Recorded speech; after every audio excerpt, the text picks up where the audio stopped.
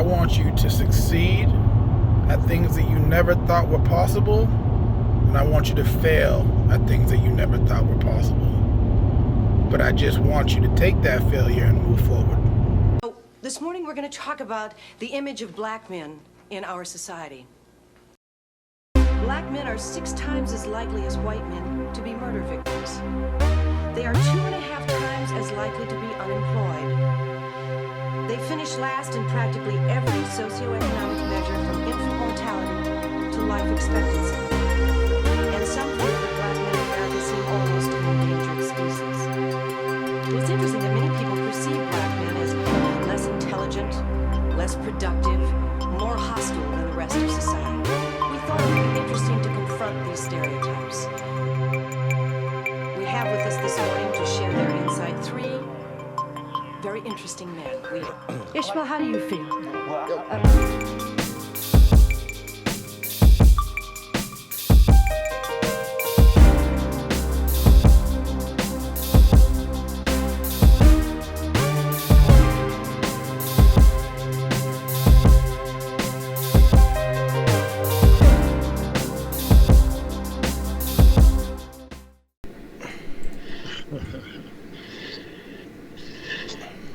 And then on your phone, mute it. But you'll be able to see comments. Delay. I gotta turn the video down. That delay would drive me crazy. That's what I was saying. It'll also drive the regular audio finishing crazy. And so I can't see. I can only see the corner. It doesn't matter. See what? Oh, you should be able to see me now, right? We just see the waiting screen. Correct. Right. Well, guess what? Waiting screen's gone now. Good evening, everybody. Welcome to the Imperfect Podcast. I am your host, El Ray. It's been a while since we started everything. If you have any audio issues, let me know so we can take care of them beforehand. Basically, the way episodes usually work for me is that I wake up in the middle of the night, or I'm just walking around in the middle of the day, and I'll write down a little note, and I'll go back and look at it again. And if it makes sense when I look back at it, because it can be complete gibberish sometimes, then I'll go, oh, that'd be a good idea for an episode. But this episode definitely was not like that. It was like this shit was grabbing me from the day that this shit started.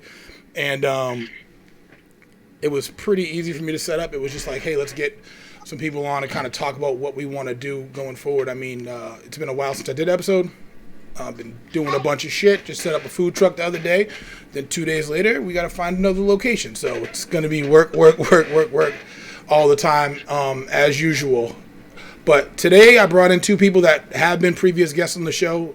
Great discussions, both very smart guys. From We Steam Ahead, which if you like, you can donate to his nonprofit.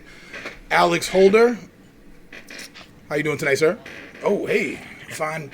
A Merlot Broham. And from various B films, B action films, such as Universal Soldiers 12, Ralph Lopes. Who will be changing his pictures in and out throughout the night. So, just to start off, before we even get into this, because the episode tonight is supposed to be, we're going to discuss, I guess, cancel culture, which I hate that stupid shit statement. Where are you guys with COVID now? Ralph, I'm sure you have a different take on it, but I pulled some numbers, and I definitely want to talk about them. But what are your opinions on lockdowns, non-lockdowns, and what you think we should be doing at this point? Alix, you go first. The vaccine is out there. We have multiple kind of variations of it, man. So I'm fighting all of the urges of reluctance and skepticism, just to stay focused on getting that vaccine, make sure we have herd immunity, just moving forward, man. Like, let's just that. I'm in Massachusetts right now, man. I look at places like Florida and Texas, and I think y'all are crazy. I put y'all in there. Oh yeah, that was alley-oop. Yeah, Ralph, so what is your take? You have a great perspective on it. I mean, I live in Florida, but I'm from Boston. I grew up in Grove Hall on Castlegate Road, so I'm not really afraid of anything because I've been shot at, stabbed twice, so it's whatever. I mean, as far as, my wife had it not too long ago, and she got sick, but I got to see it firsthand. I know in the beginning things were pretty brutal, and I know we've had a couple of people pass we really cared about, and it was pretty rough. I think after anything, the initial effect of anything, once you start to realize what it is after the shock's over and start to realize how to tolerate it and deal with it, then you have to move on. I think that's the process for everything. So you move on after wars, you move on after everything, you move on after a pandemic. And this is after the pandemic. It's not hitting like it was in the beginning. Even now, the death toll is way down, even with the infections up. So I think that now that we know more about it, we know it's not going to wipe out the human race. We just have to be sensible. Right, you know from living in Florida, we barely, it's like whatever down here. I mean, that when everybody else was on lockdown in Massachusetts, it's funny having this group connection between here and Massachusetts because you saw the two extremes, right? Massachusetts was locked down like aliens were coming to wipe us out. Are you guys still locked down, Alix, to a certain point? We're still locked down now. Everywhere you got to wear a mask, and like stuff is open. People are like consuming. They're out there going to restaurants and going and shopping and stuff like that, but not on the same scales and levels that that other states are doing. We're still pretty locked after down. Both those layups and alley-oop, that was like the shit. Remember when the Clippers, he threw it to Corey Maggette and he threw it back to Darius Miles? That's what both of y'all did, because as crazy as Florida is, hold on. As crazy as Florida is, as of today, what's the date today? March 16th, 2021. For all the stupid coronavirus people, with the numbers, your risk of getting it in Massachusetts, the cases, 8.8%. Death toll, 0.25. New York City, percentage of getting it, 8.9. Death toll, 0.25. Florida, risk of getting it, 8.8, same as Massachusetts. Death toll, 0.15. So after the Super Bowl and twerking in the middle of Ybor and all that shit and 2 spring breaks, it's still a lower death toll than Massachusetts without being locked down. So, Zika. Yeah, and I mean, what are we doing? I don't know. Maybe they're faking the numbers, but at the end of the day, the deaths are the deaths. I was talking with somebody the other day, and they said, "Oh, my friend died from that." I said, "He probably died from pneumonia." And they were like, "Well, if they had both of them," I'm like, "Yeah, but if you have pneumonia by yourself, it's probably 15% chance of death versus what is it, 0.15?" I mean, you know what's crazy is in the beginning they were intubating everybody, and they found out eventually that the intubation actually killed people.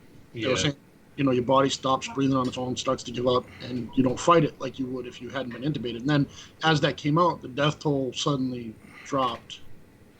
And, so realistically we can probably determine that, some of the way we responded to the beginning wasn't exactly correct. And as we figured it out, like everything else, we realized the better way to treat it. Now, the mask thing and all that, I don't know the effectiveness of it. I'm getting kind of used to masks. I kind of, Shit, I just worked a food truck on back-to-back days with a mask on every day. It doesn't really bother me. It's just like, is it really fucking... If you gotta catch a lick real quick, ain't nobody gonna know who you are. Yo, I said this shit. This is like, think about this. You're walking into a bank and they're like, "Sir, can you put your mask and glasses on?" The fuck did that ever happen in history? Yeah, they probably already have your DNA. But it's one of those things where we just have to, my big thing now, it's funny you asked me to be on this because I've been laughing pretty aggressively at people getting outraged about people who are outraged. It's like, we've always had cancel culture in one way or another. It's never, for social media has blown it up to exponential numbers, but we've always had this. It's people like, man, I don't like racism. And people are like, damn, all these stupid people talking about not liking racism. And it's like the outrage after the outrage is funnier than the actual outrage itself. It's like, it's exponential. It just grows and grows and grows. Like one group hates something, then the next group hates them for that. And then, here's me hating on both of them. So there really is no other way to put it. It's almost like looking into somebody's brain, the way they talk or as much as they want to expose themselves. And with that being said, y'all ready to cancel some shit? Let's cancel some shit. Let's go. Before we even... when we're talking about cancel, what are we talking about? Because in my opinion, it's a branding. If it's a person, I mean, like, losing shit. Like, we're taking your shit off Netflix. We're taking your shit off. It's not being aired anymore. Or completely pulling something out of books, like kind of what we've seen going forward now. I think two examples would be obviously Bill Cosby. I don't see the Cosbys anymore.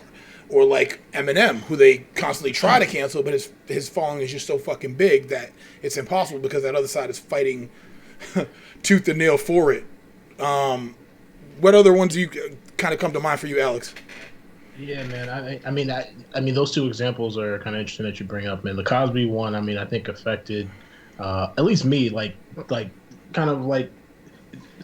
I grew up a Cosby kid. I grew up kind of consuming kind of, you know, all that kind of entertainment and especially at a young age. So like having those kind of cherished memories of Bill Cosby and through that show, through his comedy, through his movies and other kind of forms of media growing up, like, and then kind of having to cope with like hearing about kind of the scope of you know what I'm saying, all these allegations on his end, like, was definitely tough. And I kind of went through all the phases of like, I don't really believe him. Wait, another 10 came out? Wait, another... Yeah, for sure. So like, with that, like, you know, like, that's a circumstance where, like, despite all the good you do, you have these kind of bad, you know, that cancellation, you know, is warranted just due to the scope of what's going on. With Eminem, you look at something like that, and that, I think that's more of a construct of kind of what Ralph was talking about. That's the social media era, and people want to be outraged. People trying to find the new thing to try to kind of like glom onto to create the hashtag for, or to you know what I'm saying, to create some conversation. Mm-hmm. Eminem's music has been controversial, has been vulgar, has been kind of fill in the blank any other adjective that you want to be ever since its inception. And we were talking about it then, but now we have a new generation of youth who didn't live it, you know what I'm saying, didn't know anything about it, and then going back and like really like digging in and hearing a song like Criminal and like, oh wait, like, oh, what you just said when you said we have a new generation that didn't live it.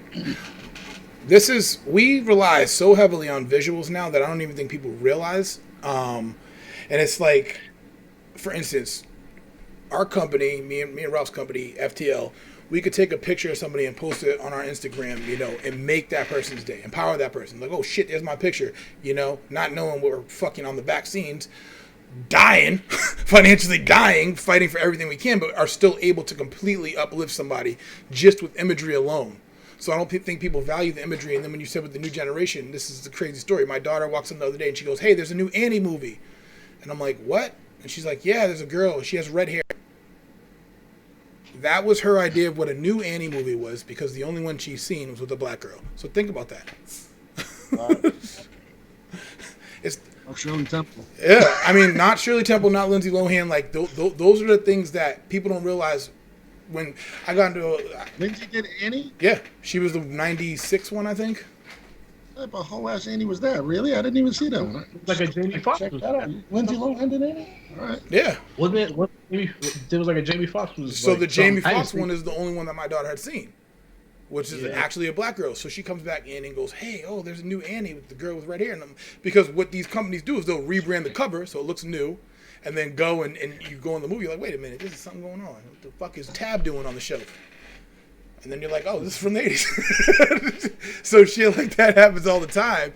And people don't get, when we're talking about canceling these things, it's like, just because you grew up with it and you remember it like that does not mean that the shit was right at all. Yeah.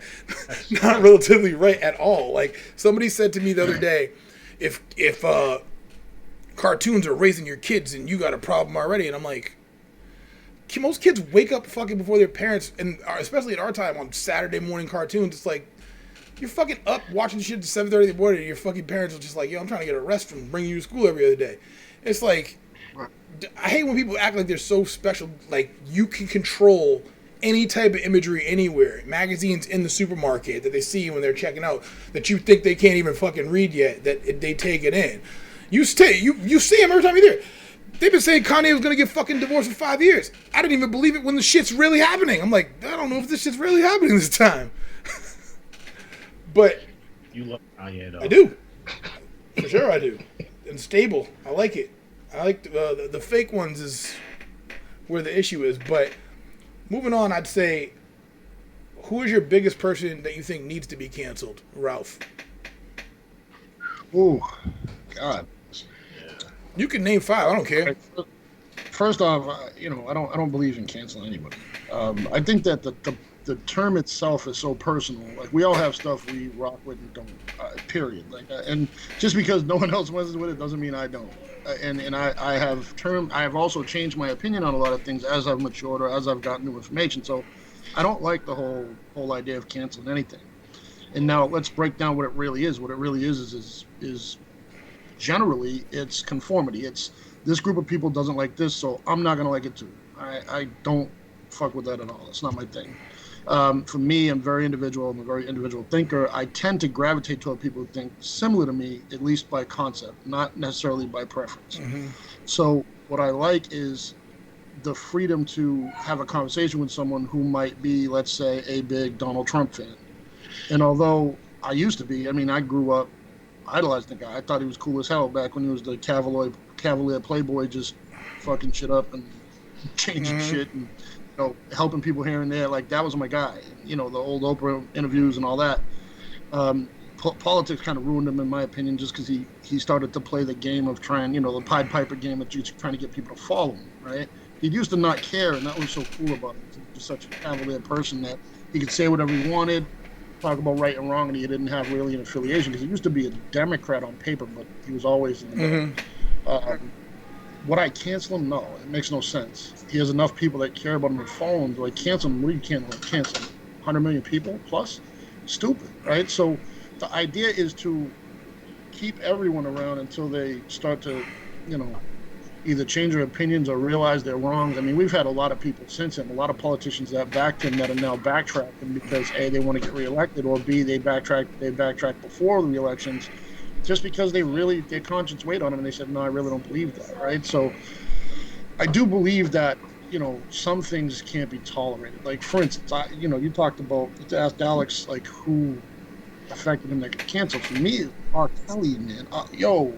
I can tell you musically, I have every single thing he ever made on my iPhone. And you're telling me I'm not supposed to listen to that anymore? How many of those trapped in the closets you got? Like, accessible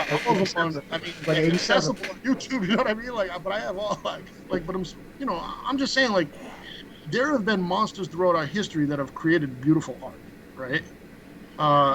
And it's not like I'm hanging on to, like, Jeffrey Dahmer paintings or anything, because it's not like that. But if there's something that affects me personally, visually or musically, that I love, and then I find out it was created by a monster, and let's say that thing impacted me a certain way, I'm supposed to throw all that away because this guy's a monster? I don't know how I feel about that. I don't think it's correct.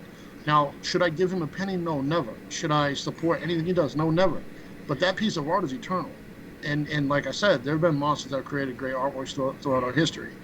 Now, I can condemn that person at the same time. What he did was horrible. And the people that were around him that watched it happen are complicit. You don't just go ahead and 16-year-old. I remember people talking about it back in the day, like, yeah, he's all around them young girls. What? And that's a cultural thing too, because communities, I won't break it down by race or culture, but in poor communities, you tend to see a lot more of that happening where it's accepted, right? Back in the day, not anymore, but not just poor communities, not just poor communities. That predatory behavior was church communities. Yeah, that behavior was not as frowned upon as it is today. And R. Kelly resonates with me too, man, because the same thing. Got all the music. Oh, hold on. Who are you canceling, Ralph? Nobody? Hold on. I got somebody. You guys are jumping ahead and shit. Hold on 1 second. I'm trying to skirt. Slow down now. That's my Morgan Freeman. Cancel. I'll come back to it because I lost track of it. All right, Alix. Now you got that extra sip of wine. Who you canceling, man? I'm staying in this R. Kelly bubble. Are you canceling him? I believe he already is canceled. So let me. Yeah, I know. He's literally in jail. I believe I can touch the sky. But like in my own personal existence, I gotta cancel R. Kelly, man. And that's tough for me, man, because I grew up on the music and all that stuff. But like just the maturity, right? And just really kind of just looking back at some of the things that we knew back in the day that we all as I'll say a culture just ignored or just laughed at, like those things as you mature, as you kind of step into this new world order of this modern era, like they're not acceptable. You can't laugh at those things. We all got to take ownership in that. So the music can't resonate. It doesn't resonate the same. You know what I'm saying? Like and like all that stuff is now kind of mucked up. At least for me, kind of when I hear that music. Who am I canceling? Like I don't walk around with like a cancel list, man. No, like, it's not. It's not a. It's like a. I think you guys are taking it the wrong because R. Kelly is canceled already. Like he's in jail. His music is not on the fucking radio. So obviously, somebody didn't find it beneficial enough to keep making money off of him because they damn sure ain't canceling fucking Michael Jackson. Not even close. We talking about complete deplatforming people? Like, is that what we're doing? We're just taking them, like, erasing them from everything? Well, I mean, yeah. I mean, if Hitler was around, I'm sure you wouldn't say the same shit. You wouldn't be like, hey, yeah, just keep spewing that shit, bro. I like what you're saying. No, somebody's got to shut that shit down at some point. Track, doesn't even ever said or done has affected me like R. Kelly music. I don't know. Like, to me, like I said, it's the beast and then the beast, the production of the beast, which could be, we're all human beings, right? I'm sure you've had some pretty morbid or crazy thoughts. I'm sure you've never acted on them. There's some people who are that crazy that they act on them, and it's whatever, serial killers, whatever. But the creation of their creative side is out there. And people look at it, and without knowing, if I showed you a Jeffrey Dahmer painting, you were like, oh, that's beautiful. And I said, it was Jeffrey Dahmer. No, it's not. It's not beautiful. It's terrible. He's a savage. Like, you just can't control your feelings on how you see something. Oh, for sure. I mean, if there was no words, and it was just composition music, what would you say? If Bill Cosby wasn't himself in the show and he was Superman, you think they would just be like, or fucking a dude with a mask over his face and he played him in a movie, would they just cancel that movie too? Like, or can people separate the character from the person at that point? Well, the other thing that's worth talking about at this point is how far you go with cancellation. Because if you want to go back in time and talk about cancellation, cancel the country, right? Country was formed on racism and killing Native Americans. So, I mean, you have to pick a time and what you mean specifically by cancel. It doesn't mean a person. You can cancel the flag if you like. Absolutely, right? You can cancel. You can find something negative in almost anything. I'm sure, like, you could be like, well, that person's grandfather was, a Nazi. Like, you could find something, some criteria. It's all in what you want to decide. There are some things that are obvious, right? Like Epstein, anything related to Jeffrey Epstein, cancel all of it. What I don't like, and not to get ahead, I think you might touch on this, but not to get ahead, is people weaponizing cancellation, right? So the fallout in the Jeffrey Epstein shit is Tom Hanks. To this day, people are like, oh, he buys children and eats them, or he rapes little girls. No, that was all propaganda. But now, because it's 2021, you will. My inbox, I have people, all these young kids that were like, QAnon is God, and everything it tells me, I'm going to listen to. They believe still that Tom Hanks was in Jeffrey Epstein's island all these times. Now, they released, the government, because of the Freedom of Information Act, released the logs, and he's nowhere on the logs. And they're like, I don't know what that is. I'm like, it says it. It's from a government website. Here you go. Government releases a lot of shit we want to know. Right, but they well, you're about to hear about UFOs. So anyway. But they already did that. The weaponizing of cancellation is crazy. Like, and that is a new thing. So that's why I tread cautiously on the whole cancel thing. Now, there's people I've personally canceled. I know them, right? It's not a celebrity. It's not anything like. It's like, no, that motherfucker, I can't stand that dude. He's this, that. I'm not gonna ever talk to him, right? Now, if he ever asked me for help, I probably still help him because that's who I am. But do I mess with people, certain people? No, I don't, because it's not worth my time, and they have they're going on a different path than myself, and I don't want to veer onto their path at all. I don't want to know. So that's my own version of cancellation. As far as celebrities go, I mean, I cancel dudes because they miss field goals. Like, I mean, like, for me, it's like, you ask me who I want to cancel. It could literally be, someone I know. It could be someone that did some dumb thing that no one else agrees with. But it's certainly not going to be a celebrity that done something atrocious, because that's not even canceling them to me. That's just a disgusting person I never even supported or would support anyway. So you guys ain't canceling nobody, is what you're saying? I don't know what that All right, means. well, I'm canceling Another fucking type. Pat Robertson from the 600 Club. Because he's been poisoning motherfuckers' minds for 135 years. How old he is. Fuck that guy. All Take him off the fucking air. all Take him off everything. He should not be talking to anybody. He's fucking up old people from giving me donations and shit. All of them. I was going to say All of Joe Osteen, but in the middle of this shit, I thought of Robertson. He's like 100 times worse. But you can cancel all those TV evangelists if you ask me. Robertson? That's what I was gonna say. Like, there's a whole tree. He has a whole tree of folks that live under him. Joel Osteen being included. So since you guys fucked this question up so bad, the next question is, who is the person that doesn't need to be canceled? Ralph, I'm sure you can answer this. Write some dumb people That on means it was a bad Dumb question. people That just on means it was a bad question. Who doesn't need to be canceled, Alix? Then you asked Ralph, and then you asked me. I need some time to think. All right, right off the rip, I'll say the person who doesn't need to be canceled is Louis C.K. Okay. Let's talk about it.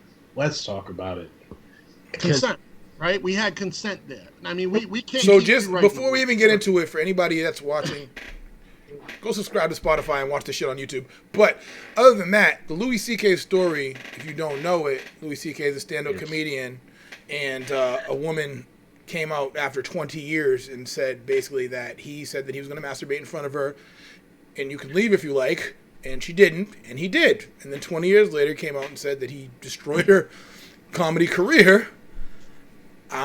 That's the story, and basically he got a crazy backlash or something 20 years ago now that you can't even be arrested for then. Now stop there. That's the version of the story that I heard. Right? And mind you, I haven't done a deep dive on it. I don't want to, but I love Louis. But then in talking to other people about it and who are like pro cancel Louis, like they're talking about he held her against her will, she couldn't leave, her job and career were on the line, and then like, is that what was happening? I think they say all that mentally. It's not physically. Physically, you could be arrested for it. Mentally, is no. You really, if they think that shit mentally, and you're at a point where you don't think you're that famous yet, but they think you are, it's just like me saying earlier. We share somebody's page on our social media. They think we're like fucking superstars, and they're just like, oh yes, I'm on the page, and in actuality, we're just regular fucking people. And it's the version of the story that is closest to the truth, right? Like, if it's the case where Louis was just being a weirdo, like, and just on some like, hey, I know we just had this business meeting. Let me crank one out. Do you mind if I crank one out in front of you? Kind of like he was on that type of time. Then like that's weird and that's gross, but like that's okay. Confronting adults at that point, right? Like you nodded your head to the point where he felt comfortable whipping it out. If he blocked the door and you were locked in and you tried to leave and you couldn't jump off the fire, like all that kind of stuff, when like Louis, and we can go into cancel, but I don't think it was that extreme. I don't. I think it's because of how outside the norm that it is of that statement. Because they asked like Sarah Silverman, and she was like, "Yeah, I went on tour with him all the time. He would do that shit all the time, and I would be in the room with him." Like that was her decision to stay in there, and that's how she thought about it. But Ralph, what's your take on the why not? Because it is your answer. Because so it's 5 different accounts, right? And most of them are pretty much that he asked them if he could, and they said yes. There's one where the woman's like,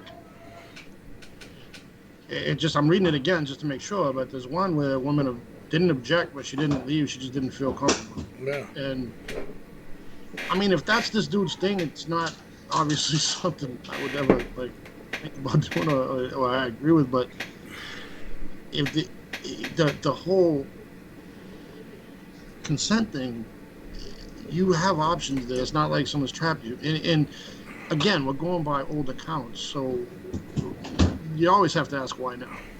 Why are we doing this now? Like it's 20 years later, and like you said, can't be arrested for then, can't be arrested for now. Is the dude a pervert? I can't even really say that. Everybody has their weird sexual preference. My favorite comedian of all time is Patrice O'Neal, and we know what he just didn't give a shit. No, and he's the type that would be out loud and whatever. But I just don't. I don't know. I can't throw him in the mix with all the people that are. I'm gonna throw him in the Mr. Potato Head category. No, I don't think there's enough there to cancel. and I feel like that's a construct of like just this cancel culture machine, right? Just needing a new name in order to kind of like keep this momentum and ball rolling. Like you always hear about it because I don't know, if you have something that's related to a celebrity and sex, then it's going to kind of like it's gonna like rise up on the meters of salaciousness in relationship to cancel culture. And Louis checked those boxes, but like rational people who are like, okay, like let's really kind of look at what's going on. Like, was it wrong and inappropriate? 100%. Does he need to lose his livelihood because of that? That's too far. And like having that kind of rational kind of like assessment of the situation, like that's not what cancel culture, that's not what social media is about. I feel like people these days are just so fucking reactionary that they don't, when they go to cancel shit, they don't even know what they're canceling. Like, you know how many fucking movies Louis wrote that you don't even know he wrote? Like, you know, like when they were like, I'm not wearing fucking Nikes anymore, I'm gonna stick to Converse, and you're like, hey, Nike owns Converse. Sorry. But it's just, you're so stupid that you're fucking angry and you don't even know where to direct it. Like, I do all my research on these decisions that I make and figure out whether I can live with some shit or not. So, do you have one, Alex, or should I go? Russell Simmons, man. Did he really get canceled, though? I mean, he's so fucking rich and he really doesn't give a shit. So what they were coming for him. His name was up in the machine, and I mean, Russell, man. So let's talk about. So his name was up in the machine. There were some allegations around kind of like inappropriate speech in meetings and public forums, and then also there was an allegation of an account where he and a woman were in a taxi, and she felt pressured in order to have a sexual encounter with him, and they both have retellings of the story, and Russ came out immediately, was like, hey, like that's not how I remember it, that was not my intent behind it, but if you feel that way and those are your emotions about it, then I'm sorry, and I'm wrong for that. And then he put that statement out there, then he relinquished all of his like holdings in America, and he got his ass out of the country because he didn't want to be in this blender, and he's sitting somewhere in Bali right now doing yoga. Really? Oh yeah, he got. I didn't know that. I didn't know he was in fucking Bali. Yeah, he's there right now. Like, and that's why you say like, did he get canceled? Like, he got ahead of it and got the fuck out of the machine, of the cycle. So like, he's still on the cancel culture list. On some Final Destination type of stuff. Like, it's gonna come for him if he ever like sprouts up again, but he's just staying low and he's just trying to just continue to do his thing, just not in America. Yeah, for me it's Bill Cosby. I think he should be in jail, but I don't think his show should be pulled off. I think the show is just too valuable in terms of minorities and how they're looked at, and they damn sure didn't pull off Seven Heaven, and that motherfucker was out there with kitty porn all on her shit. No, that's true. And plus, Cosby, that show had a lot of people on it that whose career that affects as well. It's, a lot of great people. Felicia Rashad, she doesn't deserve it. Yeah, every single other person that was on the show, every single other person that came out of that show still gains from the show being on. So, like, you make that guy the scapegoat of everything for what he's done, and now you cancel that work, which is like, just like my daughter not even knowing that there's another Annie going forward, you air Cosby and all you see is positive black role model. I think it's still needed to be seen. So but see, even like, let's dig into that a little deeper too. Like, looking at both sides of it, like I understand pulling back from those visuals because of the association, right? Like you say positive black role model, in strong, male black figure, but if you're looking at the Cosby Show now, you see the man, and then all of these kind of modern associations that he has, kind of with all these allegations, and it's tough to separate the two. It's tough to separate the two. And I love the Cosby Show. Grew up on the Cosby Show. Cosby Show kind of like is embedded in my value system. You know what I'm saying? But and trust me, listen, I hated Bill Cosby before this shit. I hated him when he went to Harvard and said that black people shouldn't be naming their kids names like Muhammad. I wanted to be like, that's the most common name in the world. Are you fucking stupid?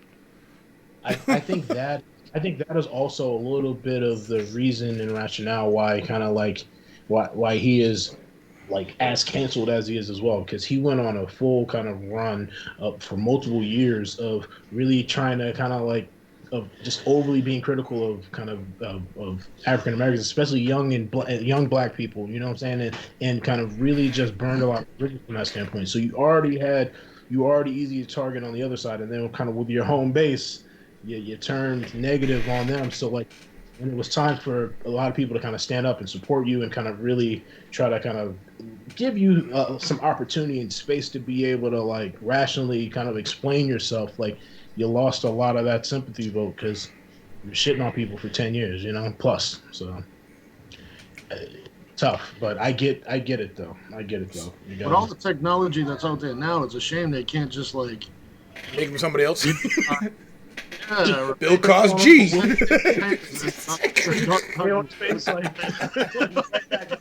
Right back. Baby. Bill Cosby is Don Cheadle in The Cosby Show. Don could do that. Don Cheadle could do that, man. I like Cedric. I would love Cedric. I would watch Cedric if they made a remake. Have you seen the fucking show, the Don Cheadle show? What is it called? Black Monday? That fucking show is hilarious. You ever seen that shit, Ralph? It's great. I saw the one on HBO. Yeah, the whole show though. Like it gets crazier every episode. You know who they would have canceled if he was still alive, man? Patrice O'Neal. Obviously, but Patrice is a goat. But Bernie Mac. He did cancel him. Bernie Mac? No, Patrice. They killed him. Shit. Hey, I'm not gonna get into that. if Bernie Mac, like, oh yeah, he was beloved. He was super talented. He was probably the most like funny out of all the kings of comedy, right?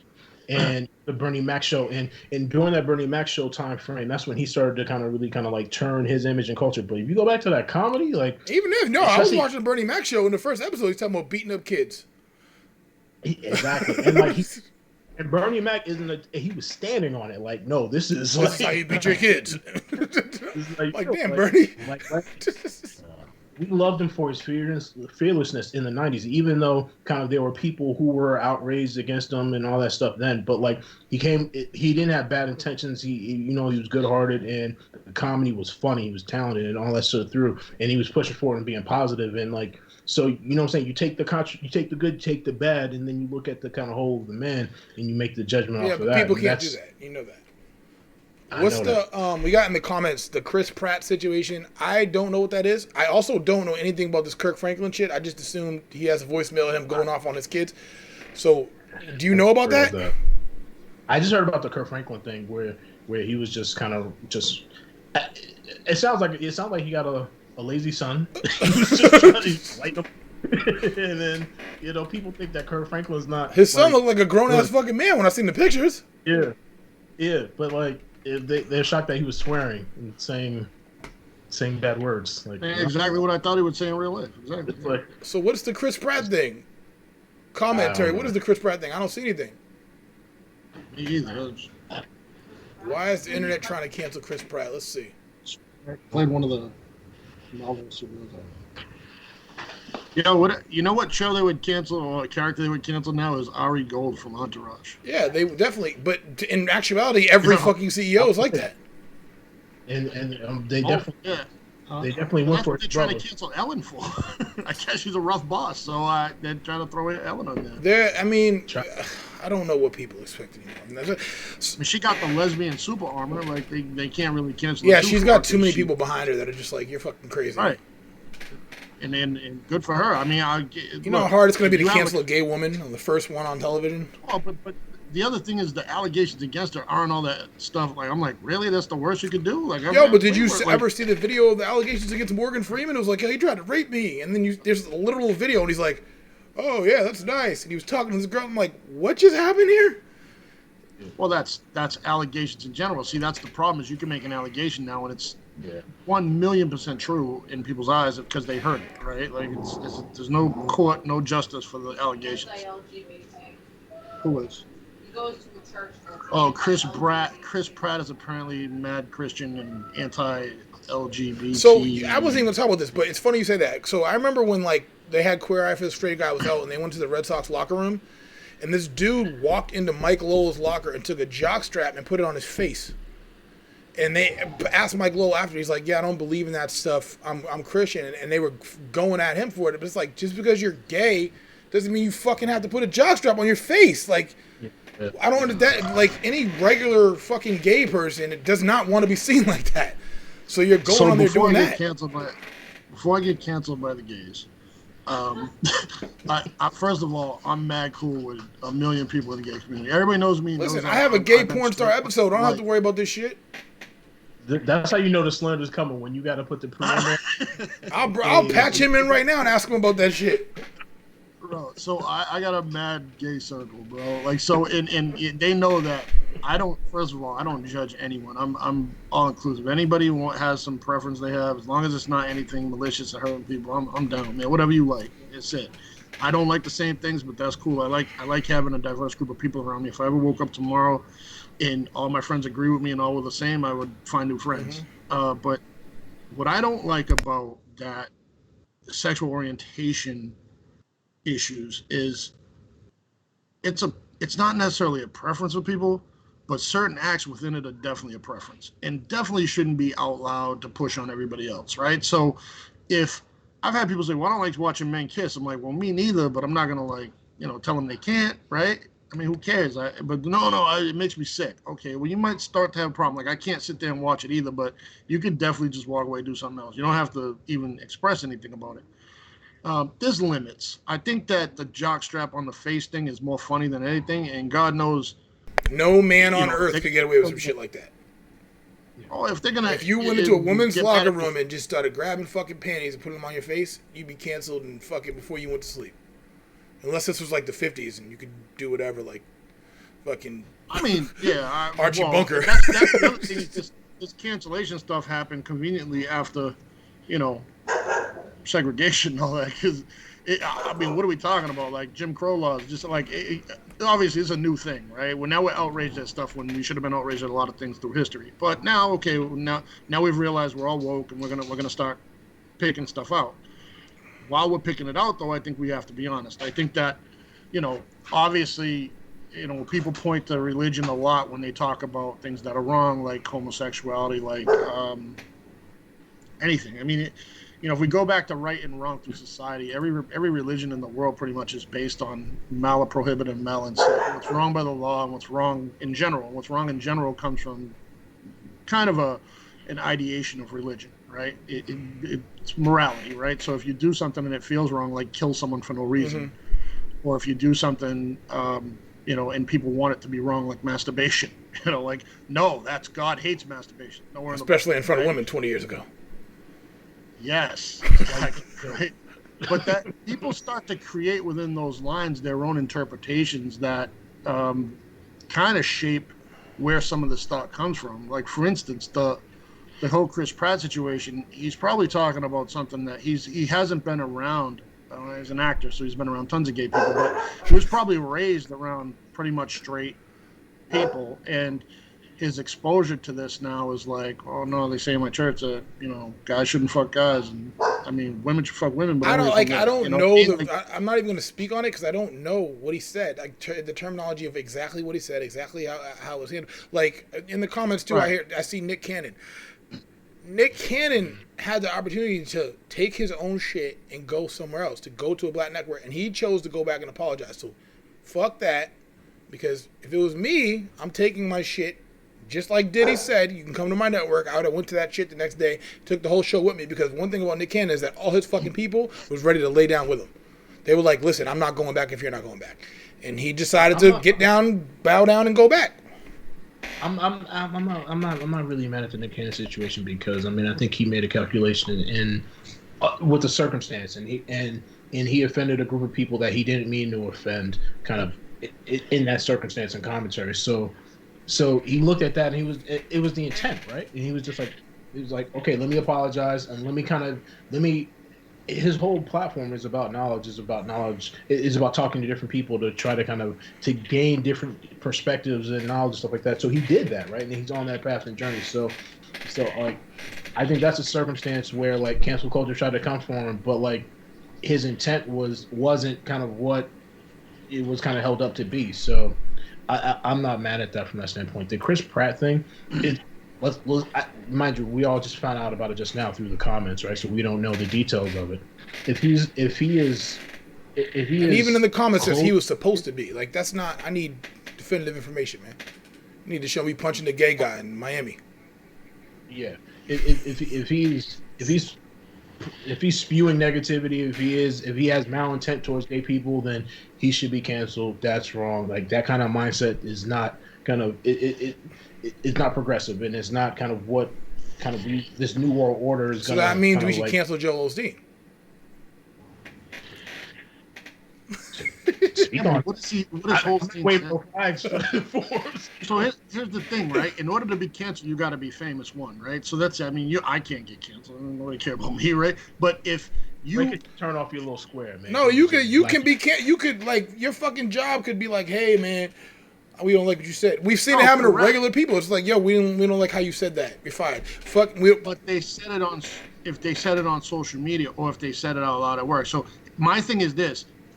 If you're a grown-up or even a kid with some type of awareness, you know what you can and can't say to not get in trouble. I don't care who the trouble's with, but just not get in trouble. Like, you have to stay within some laws, some lines of what you're playing, right?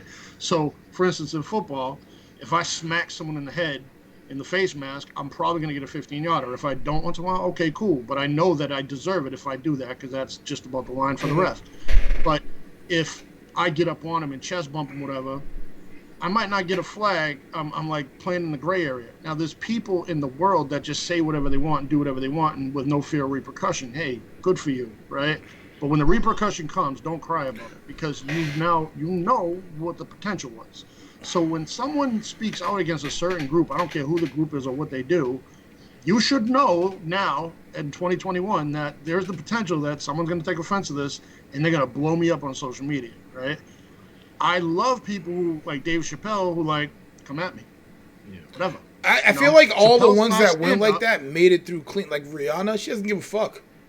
And she's clean. Like, she's just like, I don't give a fuck what it is. And then it's almost like people go, oh, she doesn't give a fuck, so we really can't fuck with her anymore.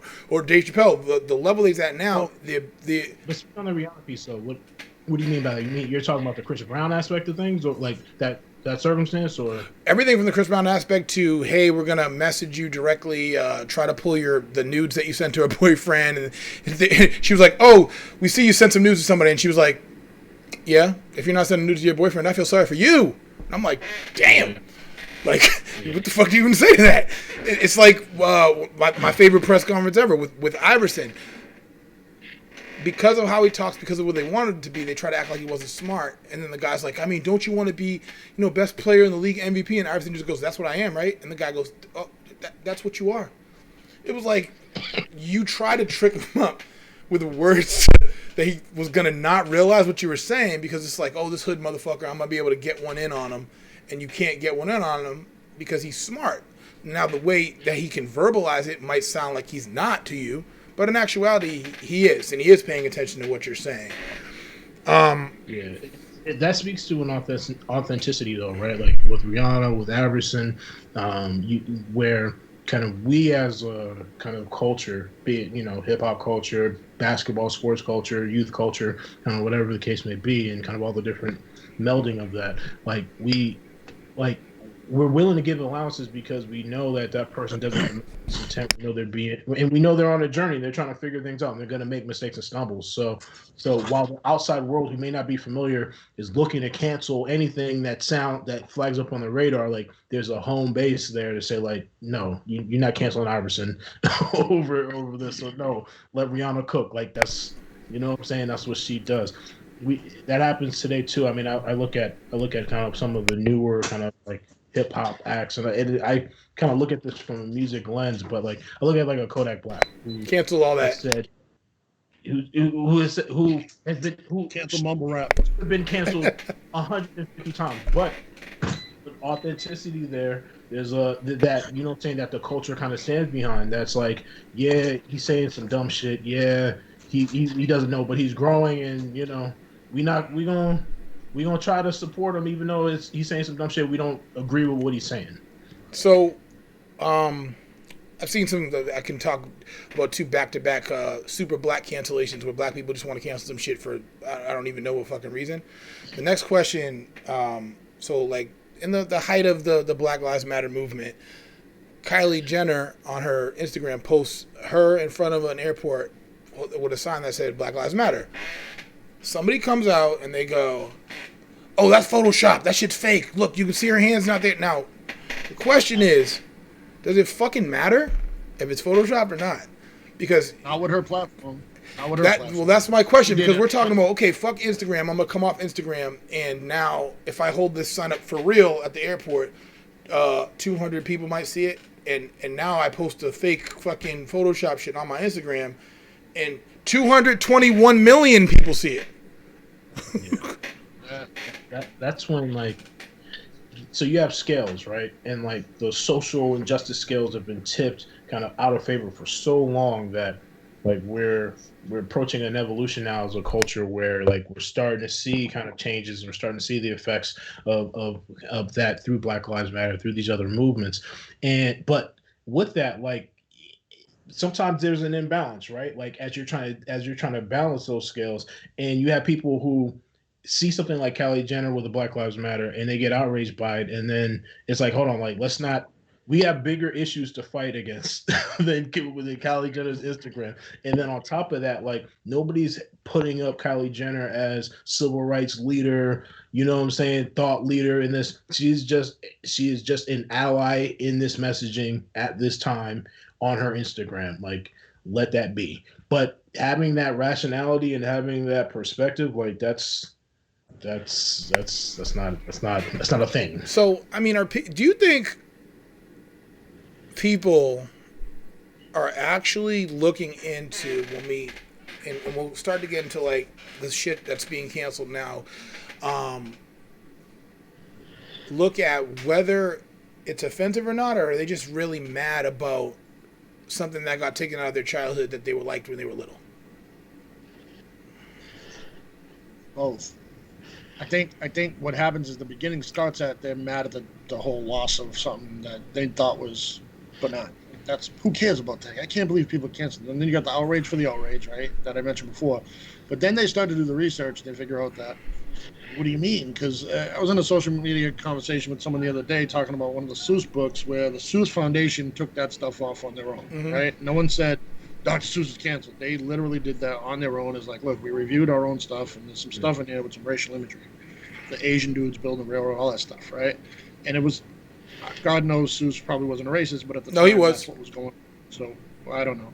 I didn't do the research that deep.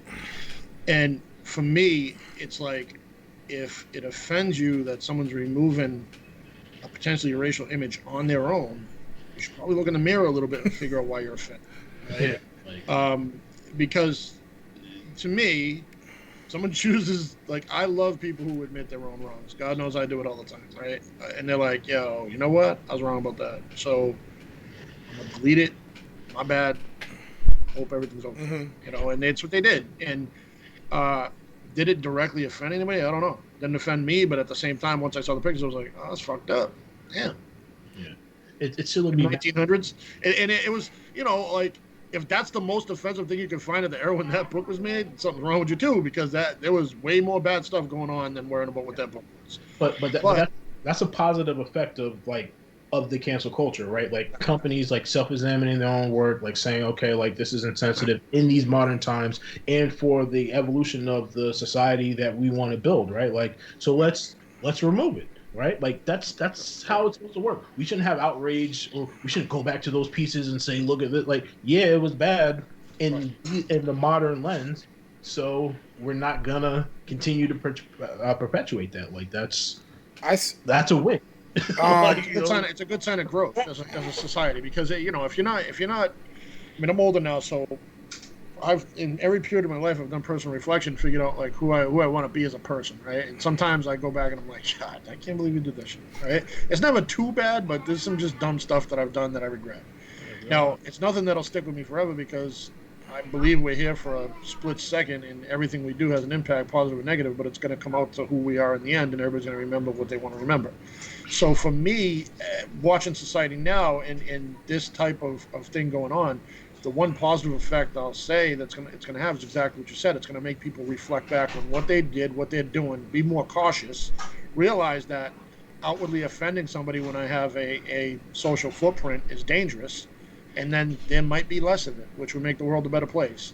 Because people who intentionally offend people for whatever reason, whether it's to poke the bear and have arguments on social media, whatever else stupid thing excites them, that's a big problem. Because it's really the underlying fact that people like drama, they like to fight, they like to have that negative piece to their positive. People can't just be happy because that's either boring or they can't be happy on their own, so they choose to do the other and just be angry or start fights and get a reaction out of somebody. That's one of the most detrimental pieces of social media for me. I try to stay clear of that myself, but sometimes I'm human. I get baited into it. Like I always say this, I love peace, but I'm not a pacifist, right? Like I'll fight someone in a second. Like I love to fight. Now that we've confirmed that, Alix, do you love to fight? But in reality, I know it's dangerous. And I'm all for it. You know what I mean? Yeah, right. But in reality, I know it's dangerous. I know it's not good. I know I could kill somebody. Someone could kill me. Whatever. But as a human being, I'd be lying if I said I don't like that aspect. But at the same time, I do everything I can to avoid it by being a reasonable person, by trying to talk it out, fully knowing in the back of my mind, like, I would love to punch this motherfucker right in his throat right now. But I don't because, like I said, I'm just, being a better person, it's not what you do. So I'm hoping that somehow the positive effect of this cancellation thing is people like, damn, I don't want people to hate me like this. You know, I like the little bit of bullshit hate with my friends, my circle of friends, but I don't want to be like universally branded a racist or universally branded a sexist or whatever. That'd be cool. I also have kids, so I want them growing up to understand that. I mean, social media was wild. It's the Wild West. You see people sharing opinions on anything on there and thinking it would never go anywhere. And now you see people pulling up old posts and like, oh, damn, I did say that dumb shit. Yeah. And they have to explain themselves, and it's now the image for the younger kids is, you know what, it's not okay. But before, like I said, it was dog shit. You say whatever you wanted, and it never came up. I think even now, like regionally, what is being offended is completely different. Like, I don't know if Alix saw the Joe Rogan podcast with Tulsi Gabbard. She was talking about it specifically, saying we need to be careful about what we're preventing from being put out there, because the people that you're choosing to be offended, they could be fucking offended by anything. Like, you could be allergic to water, and I'm showing you videos of fucking water faucets, and you're just like, yo, no. Don't you know that I'm allergic to this shit? So, and that's the person that's judging what to be offended by. You could fucking essentially be destroyed. Your whole social media could be destroyed because this one person decided to be offended. Is there a fucking list that we're supposed to go by what's offensive and what's not offensive? No, it's going to be by person. And I think maybe there should be like a vote of the overall majority of, more than, I can't even say more than 100,000 people, because white people make up 80% of the fucking population. So they could be offended every day. But again, cancellation is personal. Yeah, a whole group of people might agree with you, but it's still personal. It's still your opinion, to your choice of whether you want to share that opinion or not. And I think that the best thing you can do when you do say something and people claim you're canceled is either go 100% on it. Like, I don't give a fuck. That's what. If I was rich, I would do that every time. Like, are you kidding? Well, that's why I love Dave Chappelle's stance. I love what he's saying on this stuff. And on his last stand-up, the one I sent you, that shit was perfect. Yeah. Honestly, he identified exactly what's real right there, and that's where we are right now. The two ways you do this: either you own it 100%, or you backtrack and shut up. Go ahead, Alix. Right? But don't play it in the middle, because what I'm seeing now is a lot of people like, oh, I didn't mean it in that context or whatever. You know what you're saying now. You know where it can go now. You've seen enough examples of it where it's not new anymore. So right, like that's the key, right? Like, like your intent, like, and if you're dead wrong in something, like I agree with you, like don't sit on the fence, don't sit in the middle, because then like you're just gonna feed the beast and the machine, right? And then it's gonna be negative anyway. If you know you're wrong, stand up on it, own the fact that you were wrong, and then do better, right? Like, challenge yourself to do better moving forward. And if it's a circumstance or a situation where you don't have malintent, like a lot of cases with Dave Chappelle, then stand on that shit too, and just be fearless in your talent and your art. Like, people coming for people trying to cancel comedians and comedy, like that's a slippery fucking slope. far, right? Like we're trying to find a balance of society in relationship towards kind of like a lot of these kind of racial issues, a lot of these gender issues, a lot and just kind of everything in between. But like comedians are a sacred space for a reason. Like let's especially somebody like Dave Chappelle. Like, come on now, like So, come on now. Throughout the week, you had the whole fucking Pepe Le Pew shit, and I see some of the dumbest comparisons, and without any type of thought behind them in time, and I'm like, they're like, okay, so we're canceling this, but one of the ones, but my son just set a hooker on fire in Grand Theft Auto, and I'm like, Grand Theft Auto and Looney Tunes are very, very different. Very different. I don't think. And then the other one is comparing Family Guy to Looney Tunes as well. Those two things are also very, very different. Do you guys feel that same way, and do you know why? And go ahead, Alix. I'm about to PTI freeze Ralph's ass.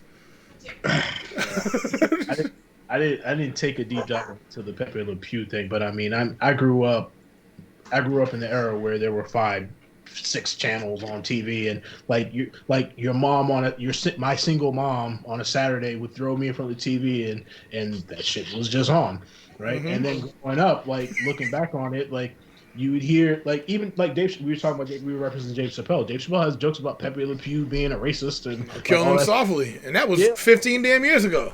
Yeah, exactly, 15 years ago, right? And you hear that stuff, and then you look back on the cartoons, on the art, and you're like, damn, like this was kind of borderline crazy. And then if you think about it with a rational brain, you probably have a writer's room full of kind of white men who grew up in this era of sexism and racism, and that was the perspective that they were trying to then kind of like make these comical cartoons. Like, yeah, a little bit of their kind of personal bias are going to bleed in. So, yeah, it's going to be a little problematic. So, and as we all mature as a culture, it doesn't look right in the modern age. Okay, we don't need Pepe Le Pew anymore. We got Cars 2 and Cars 8. Like, we're good. Like, so, I don't think, and I'll give this question to Ralph. If they just pulled Yosemite Sam and pulled Pepe Le Pew without people posting on social media, I don't even think people would notice. Yeah, nobody's watching that shit. I don't watch that shit anymore. Boy, I mean, there's better stuff in that same era. So. I mean, the mental programming aspect of what's going on, I don't think people understand it. Grand Theft Auto is an 18-plus mature fucking game. A kid cannot go... Of course it is. You can do anything. You can fuck strippers in an alleyway. That's fucking, like, not the same thing. Looney Tunes comes on the morning on regular TV. When it did come on, a goddamn 8 in the morning, and you're watching it. You don't even know what's going on, and that's why I have the shirt that says Darkest Africa, because people don't remember the shit because they just pulled it without you knowing, and nobody could complain about it at the time. When you had any relation to Africa, unless you were African and had direct African friends that explained to you what it was, they showed you that this is Darkest Africa on Looney Tunes. You saw a big fat black lady with a bone in her nose trying to cook Elmer Fudd in a pot with a bunch of skinny black dudes running around that didn't even have faces, because that's how dark they were. And then the next time you saw black people, African people after that, by the laws of TV, was like Sally Struthers. And now you're trying to feed kids and they got flies in their face. So where did you learn anything about it in between those two things? And that's how strong the symbolism is to that. That's what I believed. So I'm supposed to, if you live in fucking Malden, what do you think you believe? And you're going to come and tell me you're not racist. How? Let me know how, because I am. I'm fighting it every day. Let me know how you're not racist. I think that term racist gets used very liberally. I think, in my mind, true racist has a lot of hate implied with it, right? It's not just the whole, and I'm not talking about the casual racist that has a black friend. I'm talking about people who literally wake up hating a certain type of person just because of their appearance and color of the skin, things they can't control. I think a lot of racism is shown through 95% of the culture. I mean, I referenced and not to go back to sports, but I referenced the Jeremy Lin incident recently. Yeah. Dude's playing in the D League. Someone yells coronavirus on the court to him, and he's highly offended.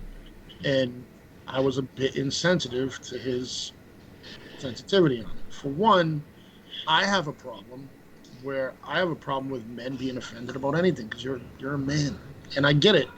I'm broken. I was raised. First of all, you're assuming my fucking gender. Well, yeah, exactly right. Because you have a fucking beard, right? But whatever. I mean, maybe you identify as something else with a beard. But I was raised by a whole family of alpha males that fought everybody, killed a bunch of people. My father killed hundreds of people, and I was raised to believe a certain thing. Now, I was also raised by my mom, who was the opposite, but she was rugged too. She carried a pistol. So, I'm a little different in the environment I grew up on, and I didn't have the opportunity to be offended by anything. Yeah, but Ralph, even with that circumstance, right? Like, and I agree with you, man. Like, if we're talking like on a one-on, if we're on the basketball court, right, and then somebody yells out something to you, and you know what I'm saying, like, I'm not expecting you to like get in a ball and cry about it or whatever, but like just with the platform, right? Like, I think that's where it's problematic because like some idiot yells out coronavirus to Jeremy Lin on the court, and he thinks it's funny, and then there's a whole bunch of sheep that live in the social media and the television. I heard that guy say it. That's not that funny. And then they laugh, and then now they go out to an Asian person on the street and they go coronavirus, and then now it's a new joke, and it's like the shit wasn't funny to begin with. It's not funny when you do it in real life, and now you're perpetuating the stupidness because of something you saw, that imagery, right? That same imagery with the cartoons and kind of with the Africans and kind of all that stuff that Ray was just talking about. It's that imagery, man, that like we got to be protective of. And it's not real life, but like it reflects itself in real life because people are sheep, man. That's why. So that was kind of my point. Is I was wrong in my insensitivity to his sensitivity, right? Because of the reasons I just said. But when I look back at it. And I had a long debate on a sports group with this one. I said, look, if it was me, someone on my team did it, I would turn around and check them, right? I would be like, yo, what are you doing? Shut up. Stupid. Why would you do that? Stupid, right? It's not what we're here for. But at the same time, I'm not going to expect Jeremy to go throw it on social media, whatever. I know he did it for awareness, whatever. And the reason why is because there's real, like, and I say real, not as if that's not real, but the degree of what's horrible and what's, mildly offensive. There's so much violence going on against Asian people right now in this country, and there's so much racism in China against Black and Africans that it's way bigger than someone saying coronavirus on the basketball. Like, that's what you're going to use your platform for, is complain in a 265-word essay about someone calling you coronavirus on the D-League court. That was my stance, right? That's why I wasn't so offended over that. I'm just like, yo, use your platform for something different. And that's not my choice to see how he uses his platform. But he's a Chinese American. All this stuff's happening. Speak out on that. And I hadn't seen that from him. So that's why I had an issue. Now, me personally, I grew up in Boston. I mean, Chinese people really don't fuck with us. Whatever. And I was in a gifted program, so I was in class with a bunch of Asian kids. One of my best friends growing up was Chinese. And met him in the 4th grade, actually 5th grade when I got moved into the program, and we're close ever since. And he was rich Chinese because most of them in Boston have money, right? Now, racist. That's the other conception, though, is that Asian racist. That's racist. They own Chinese food restaurants everywhere. You don't understand. So that's the misconception, though, is that all Asian people got money. The Chinese, a lot of the, wealthy Chinese people, yeah, Japanese people, yeah, or some Koreans in LA, but most Asian people poor. Like dirt poor too, like refugee poor. And, every time I hear people say that, I cringe because I'm like, I'd say it's like 95 to 5%, if that. There's a lot of Chinese billionaires in the world, but then the American Chinese, American Asians, that's the other thing, they all get lumped together, right? So I know people that, like, if you don't know racism, the back, goddammit. You don't know any Thai people. There's a problem. Like, there's a very misconceived culture as far as when you lump people as Asians as all Asians, right? That's like saying all Black people. So just to complete that thought, when I was younger, somebody said to me, "Hey, what do you do? How do you stop a Polish tank?" Remember that joke? And they go, "Shoot the 2 guys pushing it." And I'm like, "What does that mean?" I was so little. So, Polish people are stupid. I never met a Polish person at that point. And just believe Polish people are stupid until I was like fucking 17. I don't even know if I met a Polish person until now. But those are that is the damaging aspect of what Looney Tunes is. The difference between Looney But Tunes. who told the Polish jokes? Polish people. Every Polish joke I heard was from a Polish. Nah, it was just regular people. Like anybody would say to me. I didn't know if they were Polish or what they were. And even if that was the case, that doesn't mean that every Polish person is fucking stupid. You're even close to it. These like destructive cartoons, literally, people have taken cartoons now and go, oh, cartoons are for kids. And that's not how cartoons started. Cartoons started as propaganda to do exactly what Looney Tunes was doing, to make you think a certain way. The difference between Looney Tunes and Family Guy is that Family Guy is on Adult Swim, and Family Guy comes on at 8:30 at night, and Looney Tunes comes on at 8:30 in the morning. Herbert the Rapist is Herbert the Rapist. Pepe Le Pew is a guy that's portraying what it looks like for it to be love, in a situation of love, and therefore condoning just grabbing a bitch and holding her hostage. Yeah. The fuck? Yeah. Family Guy is clearly labeled like adult satire, like. Like somebody said in the comments, shouldn't they just change the writers? People make the cartoon, and instead of canceling, just change the script. I don't know how you go back and change the script of Looney Tunes. You're talking about almost 100 years of mental programming. So they're just supposed to come out tomorrow and say, yeah, you would still have to cancel those episodes, no? Yeah. You brought this up earlier, Ray, right? Like in relationship to cancel culture, right? Like, are people mad because of it's something bad that happened, or are they mad because you're taking something away from their childhood? This is 100% like people who are mad about this, or in the like you're taking something away from my childhood camp. And like with those people, like you're co-opting the purpose of cancel culture to really get rid of the bad shit in our society, to really kind of get rid of the misogyny and the racism and kind of all these other things that we've been talking about that exist, right? Like if you gotta lose Yosemite Sam in order for this culture to progress and move forward, then like that's a small price to pay. Like that you weren't even looking at anyway. You're not even going fucking Yosemite Sam. Like they pulled episodes out, and nobody even fucking noticed. They didn't notice any of that shit, and we'll go forward and we'll do that. And there's certain aspects of how we should get along, but you should be able to, like Ralph said earlier, judge people on their morals sooner than somebody programming your mind as to what you're supposed to think for certain things. And when you kind of see it to come together, for instance, do you feel that you're currently choosing against advertisers when you buy? Or is it hard?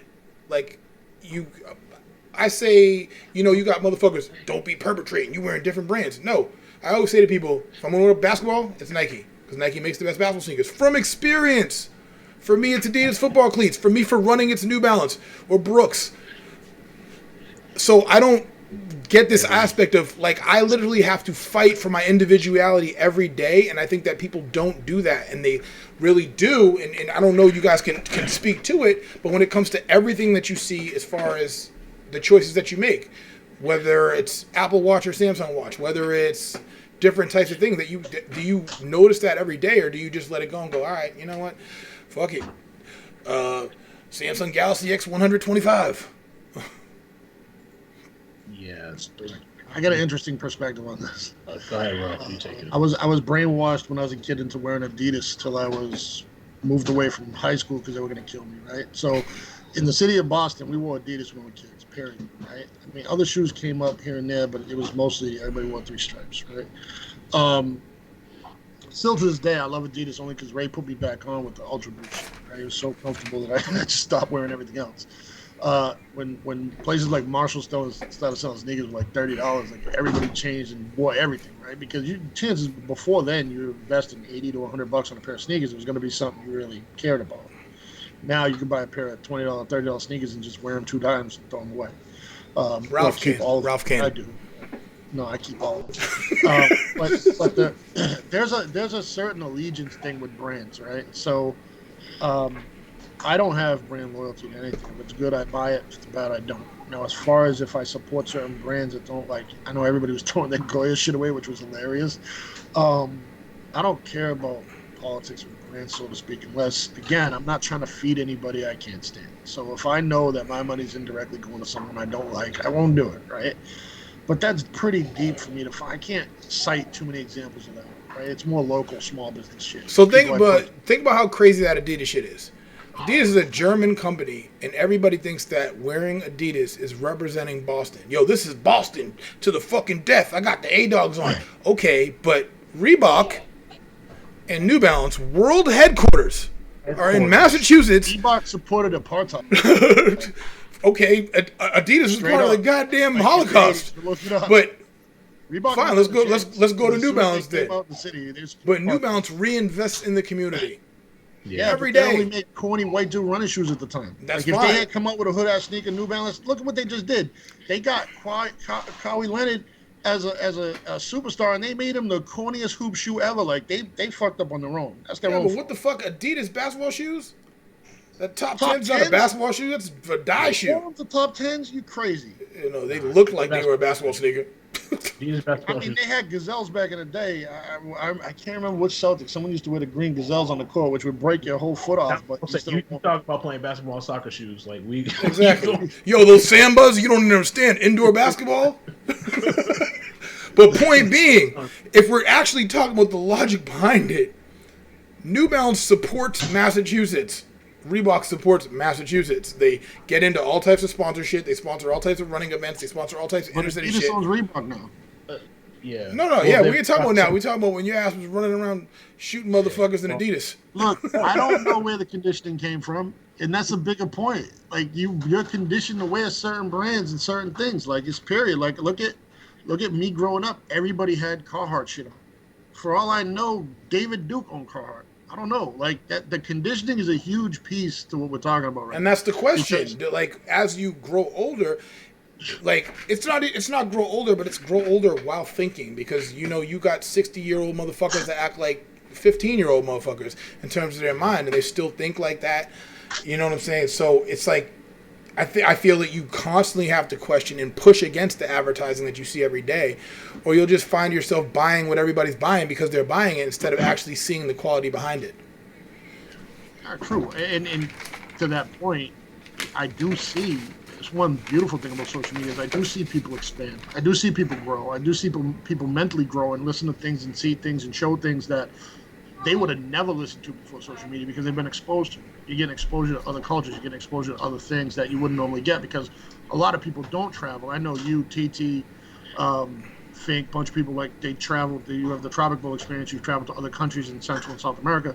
That's fantastic. That's beautiful. I traveled a lot as a kid. When you see other cultures, it's truly the only way to break down some of your stereotypes and skepticisms is if you see how people live and what they really are rather than just seeing what you're shown. Well, question.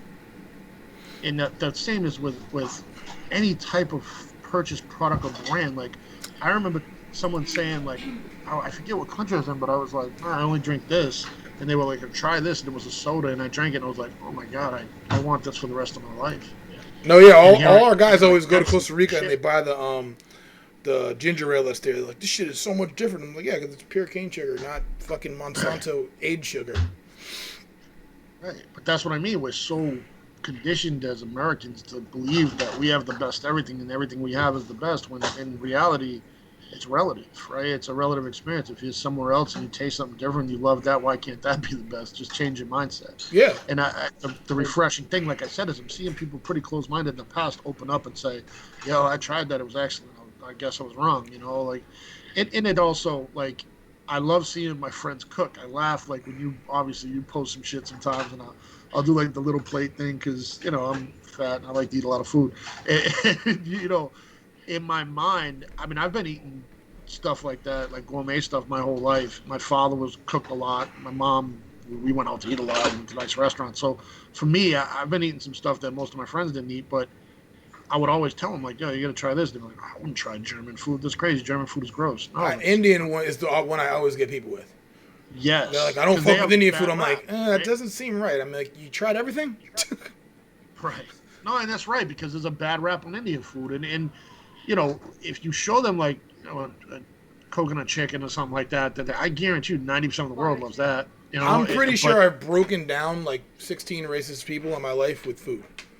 Just be like, no, try this. Well, and they're like, oh, all right, maybe they're not that bad in that country.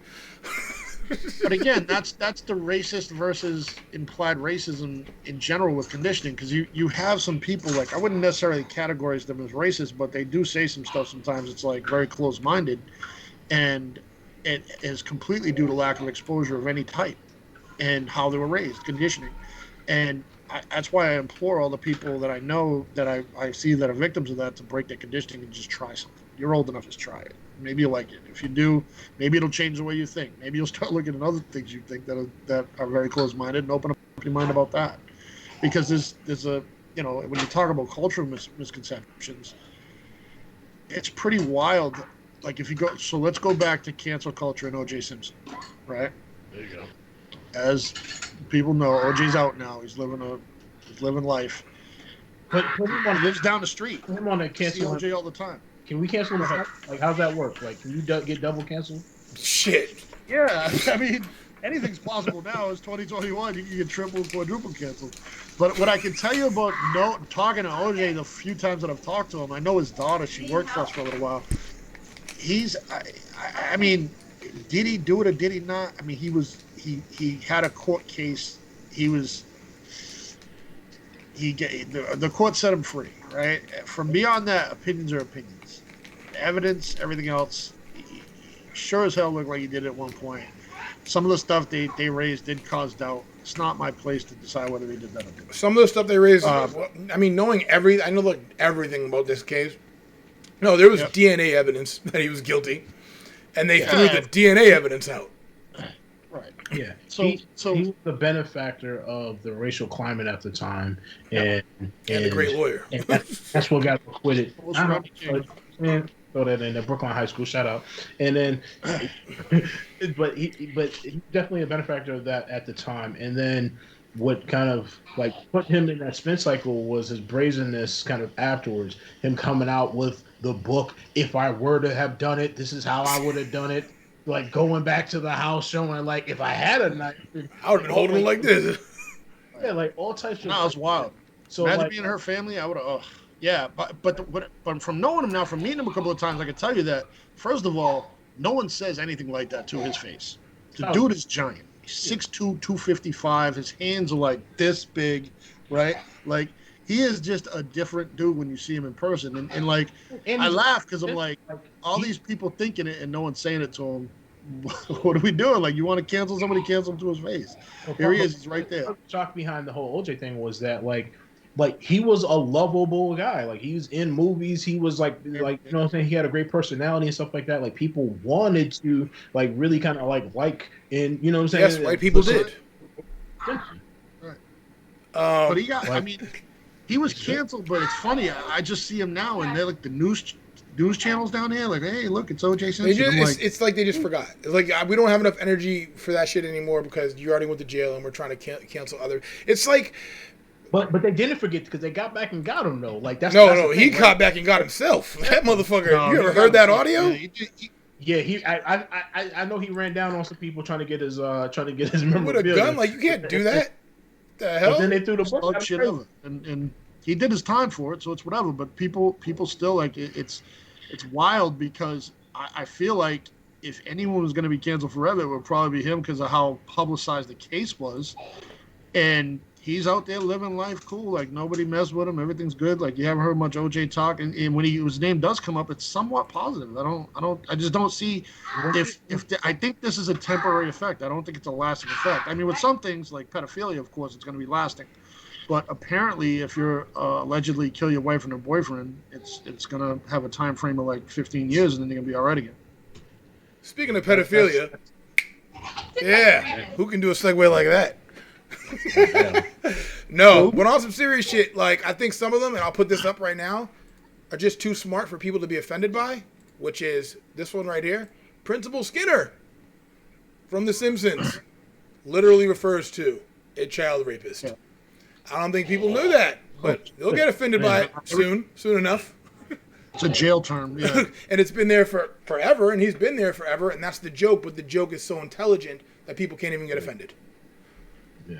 All right, but is that true that's why he was named Skinner? Because there's people in real life named Skinner. Yeah, there is, but that's the line that they can just go, no, that ain't it. But from the beginning, that is the joke. Because The Simpsons is just as offensive as Family Guy. It's just way smarter. The Simpsons are really good for dropping those kind of Easter eggs and stuff. Like there's a whole. I'm sure you can kind of go on a huge deep dive of that stuff. Like, so I'm not shocked to see that, but like.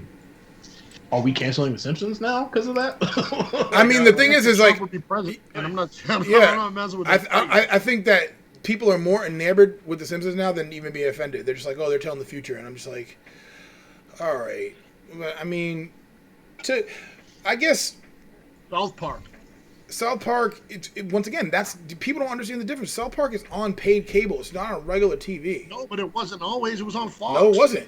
It's on Comedy Central. No, it was Comedy Central. Yeah, Fox is Family Guy. Oh, you're right. But Comedy Central wasn't. Oh, yeah, I guess. So you're talking about if you got the TV with the styles, right? I get it. Like everybody has cable, basic cable.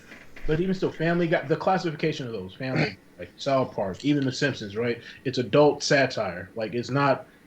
Now it's in cartoon form. Kids are going to be attracted to it because they see that. But like they're telling you up front, like, hey, like we're not out here trying to be kid friendly. No, like, it's fucking TVMA. Like it's rated. But they handled topics that are beyond that. They handled topics of the homosexuality piece.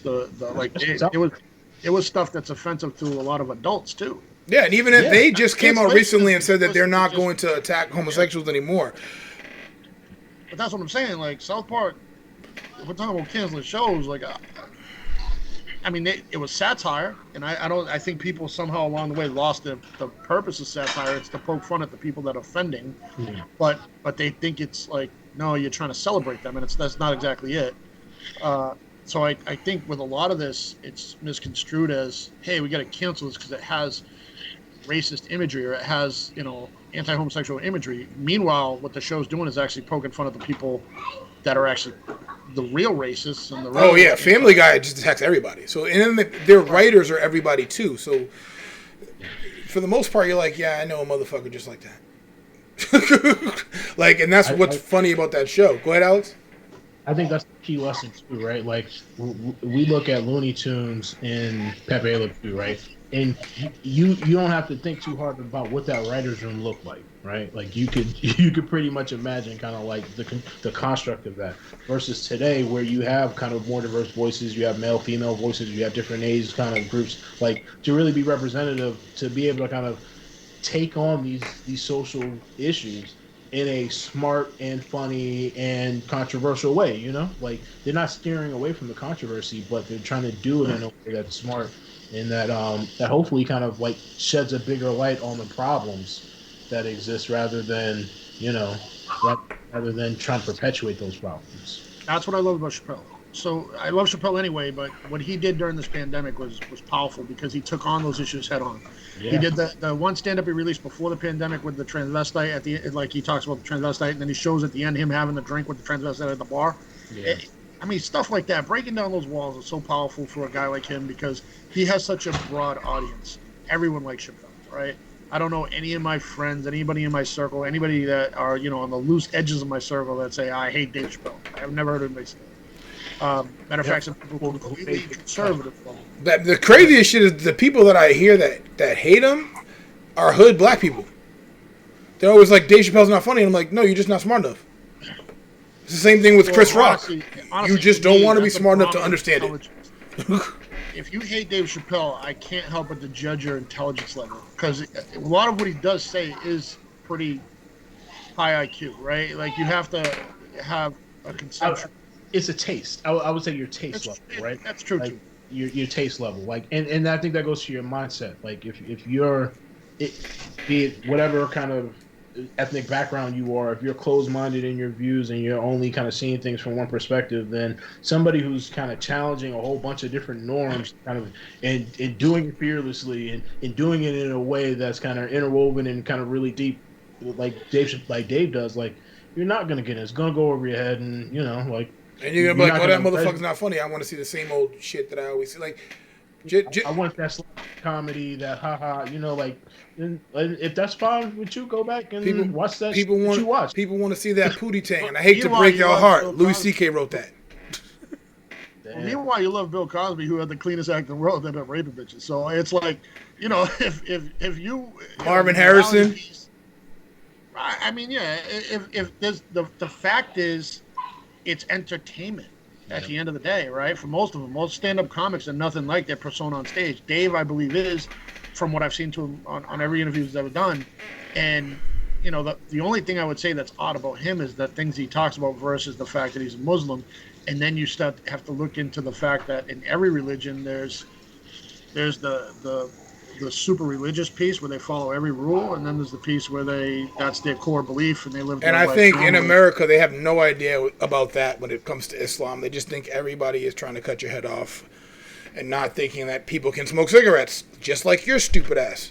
True. That goes to imagery, right? That goes to imagery, right? Like if we look at a lot of the political constructs that we have, and kind of the rationale for the wars that we've been in, and we have to get these evil people. You trying to go for another 2 hours with that, man? I ain't gonna do that shit today. Like that. You ain't gonna do that to me today, Alex. You stop talking about fake wars and fake ISIS. We're not doing that today. Well, no, but Chappelle did. This was in the sit down with David Letterman. There was a time. He's a Muslim. He's been a Muslim since he was 17, and there was a time when Muslims weren't allowed to come into the country. Last year. Yeah. Right. 2 years ago, and Dave asked him how he felt. Dave asked Dave how he felt about it, and he said, obviously, that's what I like the most about him is he understands that you can't fight every battle, right? That sometimes you just have to say, yeah, they're ignorant. It is what it is. If it's personal, if this person's in front of me, I can address it, but I can't address the world when they say, everybody says all Muslims are evil. So in his mind, he was like, I know better. It's an endless fight. You're gonna have people that believe that no matter what I say to them. So I'm just gonna abstain and just do my thing, be me, and be great. And I feel like the cancel people need to understand that too. That you can't change everybody's opinion by canceling something. That's not how it works. Let people see it. Let people, obviously I don't want it to make money, but let people see the bad examples so that they can reference that in the future. Now, with the tearing down the statues piece, whatever. I don't have any feeling about objects like that. So if someone wants to tear down a Confederate statue because it was 1% racist, I really don't care. There's nothing I feel personally about that if they tore it down, I'd be outraged. Especially if it was made 100 years ago. But the question to ask with those statues is, why are you holding that up? Like the statue that represents the Confederate Army, why are you pro against keeping that there? Like, what does that mean to you? Like are you just keeping that there because it's a symbol of your childhood and you drove past it when you were little going to kindergarten, or you believe those beliefs? There's a great video that I watched about that, and it's actually a white lady and a black lady driving up to a park with a Confederate statue, and they're both explaining what that thing means to them. And once again, the white lady had never taken into account the effect that it had on the other person driving up there. But it's like Ralph said, there's racism stuck in their ways, and then there's the ability to have those conversations. And sometimes I've walked away. I mean, just recently I was in Costa Rica, and I had gotten into an argument with somebody years back, and I had known that he had a racist mindset in his mind. And I knew also that his daughter was with a black dude and had a black kid. But I knew at that point the kid was too young to have experienced racism yet. So I said, I'm just going to fucking stop talking to you, and I'm going to wait until you have to address this shit with your daughter. And fast forward to the last time I was there, actually apologized to me about the situation and said that exactly. And I was like, yeah, man, because at the time he'd asked me, why did you choose to be black instead of white? And I said, I didn't choose shit. It was chosen for me, and you'll see that because we were speaking about Colin Kaepernick, who's a person who also should never have been canceled. So we fast forward to now. He said to me out of the blue, man, it's kind of hard being biracial. You get it from both sides. And I said, the fuck, did you have an epiphany? And he said, my daughter's son, man, he gets it when he goes to school. And I said, I told you this was going to happen. And now I get to see it come to light, and now I get to see that you see it. So it's almost like starting with a new plateau, which I'm willing to offer anybody on any given day. You can wake up and change any day, as long as you didn't fucking stab me in the face and I really can't see.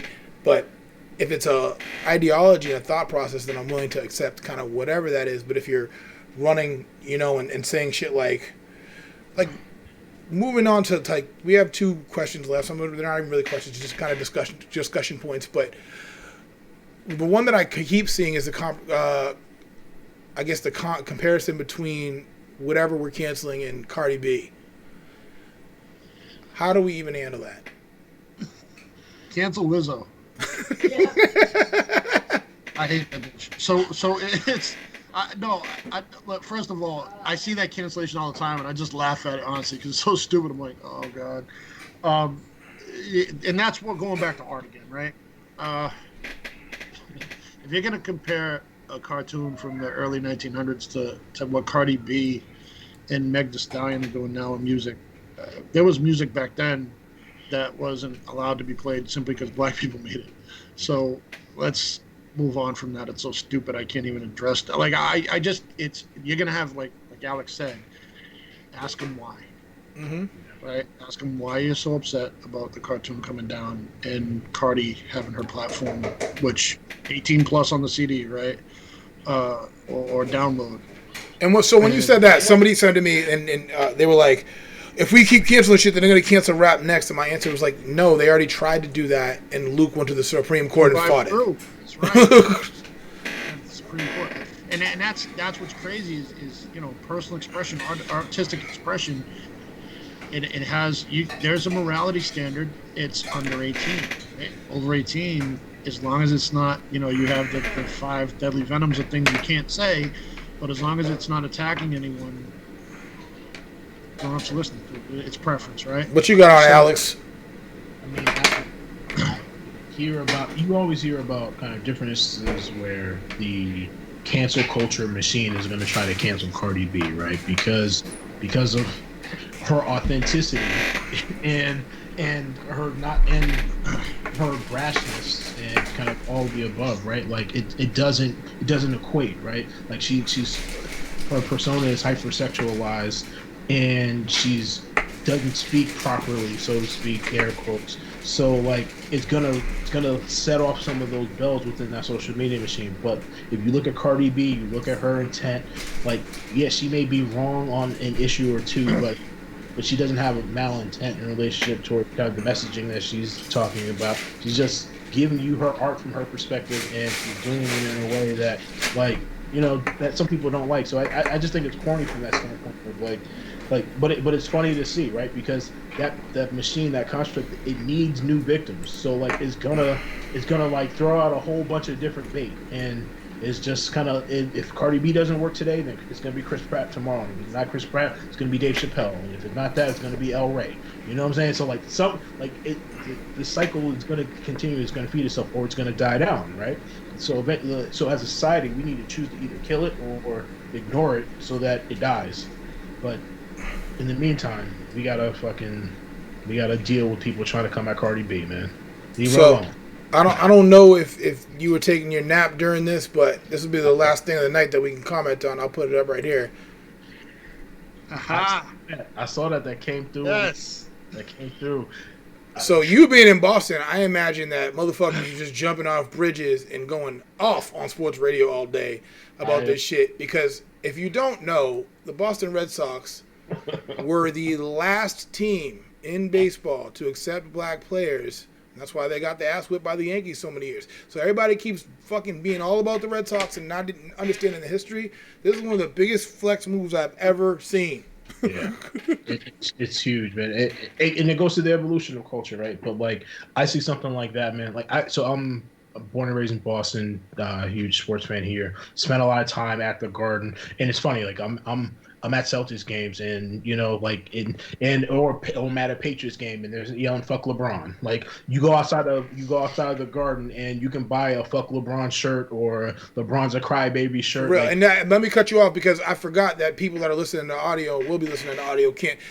The LeBron James just has a majority stake. Well, not a majority stake. Has a stake in the Boston Red Sox.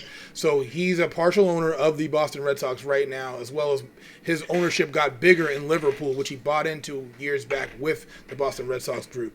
Go ahead, Alix. Yeah. So you see that, man, and I mean I think it's awesome business, man. But like it's funny, like I'll be at a Celtics game, right? And at a Celtics game, and like I love it because it reminds me of like it's still old Boston. Like you're in there, man, and you get all types of flavors of different like people and craziness going on in there. But like you'll hear the "fuck LeBron" chants even for games that he's not playing. You're like, yo, they're playing the Jazz. I'm old enough to where I remember it being Michael Jordan. So right, but it's so No, hell no, it wasn't even close to that. Shirts outside the garden? I mean, the political climate wasn't what it was, but people, I mean, and they were beating the shit out of Michael Jordan, so it didn't matter. Yeah, well, right, but when people, it's funny being from there and going to games since I was a kid. Okay. There's nothing like the bleachers in the Reds and Fenway, right? You hear and see Fenway Garden. The garden itself, I can tell you, was pretty tame for anything crazy. You see, you had fuck them, whatever. But there was no racist shit being thrown around. It was more like competitive basketball. People didn't like Jordan for a lot of reasons, but the main reason was he wasn't wearing green and white, because if he was, they would have been fans. And I love the fact that people have to make this choice now, because he owns such a small part of the team, but it means so much to some people. Yeah. And I want to see the extent of which they're willing to go through for this cancellation. Are you willing to cancel a team you supported your whole life, your father supported, your grandfather supported, just because LeBron owns a minuscule piece of the team? Yeah. Or do you ignore that because of your blind hatred and go ahead and still support the Sox? And so it's forcing people to make a choice of how far they want to go with this. So I do enjoy that piece of it. And speaking of the Celtics, I don't think people understand this, but speaking of the social climate, a lot of the Celtics and the racism that's attached to the Boston Celtics came in the 80s, because they were with an all-white team and the Lakers had an all-black team. So you had a bunch of black people in Boston that chose to go with Magic Johnson, because that was the black team, the flashy team. They were representing what black culture was at the time and not really giving a fuck what you thought. But I think over that time, people started to embrace the Red Sox like they weren't racist, and forgetting that the Celtics had the first black coach in NBA history. So we literally have lost how black the Celtics team is, and think that the Red Sox team is black, not understanding how many barriers were broken down by Red and by Bill Russell. The Red Sox thing is so interesting, though, man, because like you can go to a Celtics game today, or when the world is open, and you know what I'm saying, like you can still get those old Boston feels and vibes. But like you go to a Red Sox game and you can really kind of see it and hear it. I'll tell you, the Red Sox kind of turned. That's why they call it the Pink Hat Challenge. They kind of turned over for more of a marketability. But the Bruins, that's where it's at, my friend. The Bruins is where, and the Patriots shit became too expensive for people to be racist. The thing is, if it's like saying, you're allergic to trees and never walk into a forest. The Bruins, you're just never going to see it because of the audience. It's just not, there's just no avenue for it. It's not like some team just showed up with 5 black stars in the eyes. They're like, oh, what is this? Listen, I was working downtown when the Bruins won that shit, and they took to the streets, and I was like, yo, lock. Everything I have, anything I have, lock. I'm locking my locker. You ain't getting in there. I'm locking the door I'm in. Everything, I'm locking that shit. The best thing is when you see a hood-ass looking dude come out with a Bruins jersey and a hat on, you're like, bro, what happened? Like, no, that's what I'm saying. That's that just not thinking I'm representing Boston shit. Don't know anything about the picture with the dude stabbing somebody in the flag. Not understanding the history of what is happening there and what team you should be really cheering for, and understanding the history of. We were talking about this the other day. I didn't know fucking Bill Russell owned Slades. I want a T-shirt now. Why would I not want that T-shirt? Why is that not bigger? Why is there only one picture with Bill Russell and Muhammad Ali in front of Slades? I thought everyone knew that. No, hell no. No, not everybody knew that. Not everybody knew that. It's funny. I'm older than y'all, I think, but I thought that shit might have still been Bill Russell Slades when you was young. Yeah, maybe we just didn't pass that down kind of generationally. But like Bill Russell's like a great figure to bring up in this too, right? Because like he fought through the racism of that early Celtics age, right? And was very vocal about it. Like I'm not signing these autographs out here. Like I'm not out here trying to hang out with y'all. But still fighting against racism. And then, but I don't know, man. Like Boston's weird, man. Boston gets a bad rap about racism, but it has racist roots. It has racist parents. You know what it is never before has a city come full circle like Boston has. Boston's gone from a pretty closed-minded city to the most liberal city in the country, man. And it's a lot to do with the racial lines, and that racial history is still there, though. Like if you look, the police are not liberal, segregated. If you look at, and if you I disagree. You got a black commissioner, black chief, free black teams might not the Chiefs. You might want to look again. I know a black guy too. Look at the MBTA, right? You can you can draw circles around kind of like where like different ethnic groups live still to this day. Based on Orange Line, man. You don't want to go to Orange Line? Yeah, of course. Exactly. And it's you know what's crazy is I recently had someone talk to me about going to Boston and riding the subway. I'm like, do you remember the color of the lines you're on? They were like, yeah, green line, then the red line for a little bit. I'm like, you didn't go anywhere near the orange line? He said, no, someone told me to stay off the orange line. I laughed out loud for like 5 minutes. I'm like, oh, damn, right? Because I get it. I understand. And I used to tell people the same when they came to town. I'd be like, where are you at? Orange line? No, get off that. You don't want to go there. Where you on the red line? What stop? No, you're in the wrong neighborhood. Go somewhere else. And now the city, though, even still, like, what is North Dorchester, right? Like, money. I saw that. That's what Alix says, man. That's money. And I got mad, right? I laughed a little bit, then I'm like, damn, really? Yeah. I see the game, man. You just want to increase property values. That's messed up, right? But I get it. I understand. I grew up there. Shit, so man. Listen, remember that episode of The Wire with the white dude and he was like, what are you calling this neighborhood now? He's like, nah, this is what we used to call it, Locust Point. And they changed the name, shoot that fucking value up. It's a whole game. It's a whole game. And if you expect that, if you don't expect people to do that, you're not paying attention, because that's the history of this country's built on that exactly. It's built on rebranding. It's built on changing history. It's built on everything. So when people get mad at cancellations and shit from a long time ago, get used to it, man. It's been done over and over again. People, whole cultures have been canceled here. So it's more of a fact of you personally. Like I said, it's such a personal thing, cancellation. If you don't, like you touched on it, Alex, you said, are there brands you don't support? Yes, that is a big deal, because you're directly putting money in the pockets of people you don't agree with. That's how cancellation works to me. Just telling someone they canceled because you and a group of people decide that is not it. Now, when you said uncanceling people, I'll go back and say it again. I don't think anybody should be canceled because of what they say in an entertainment field, right? Now, their actions, again, that goes back to them making money off my support, and I'm not going to support them, anything to do with them if they've done something horribly wrong. I think everybody has a different line for that, though. For me, the Mendoza line is truly hurting somebody, victimizing someone on purpose. If the whole apology thing with the Nick Cannon thing, I was indifferent on all that, because I think that Nick was in a realm that he had played into a long time and probably didn't belong there anymore as a grown-up, right? He's in that popular white culture, popular realm of, okay, maybe you need to be in a different space now that you're a grown-up. You've already made all this money, bro. Your feelings are totally... Yeah, it was like basically waiting for him to say something that offended somebody at that point. Pretty much, because you've seen him in other, like when he's off the show and some of the things he said, he's different, right? So you're like, okay, so when are you going to stop playing the act and just go bring your show somewhere else? Go do something you really want to do that's in your heart, instead of playing the role and letting people believe that that's who you are. Because your personal feelings you're putting on social media, things you're saying in other realms, don't mirror what you're saying on the show and how you're. And acting. I think that is a great point. I mean, one of the biggest things that I would like to see is that if take your shit and own it.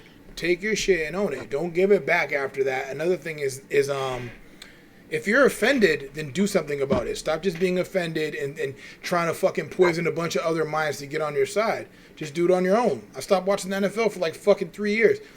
I don't even give a fuck about really sports anymore. Like, I watch LeBron and that's it. And I watch LeBron because that has way bigger implications than if the Lakers win or not.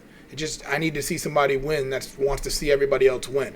That's the thought process behind there. Alix, final thought from you, sir.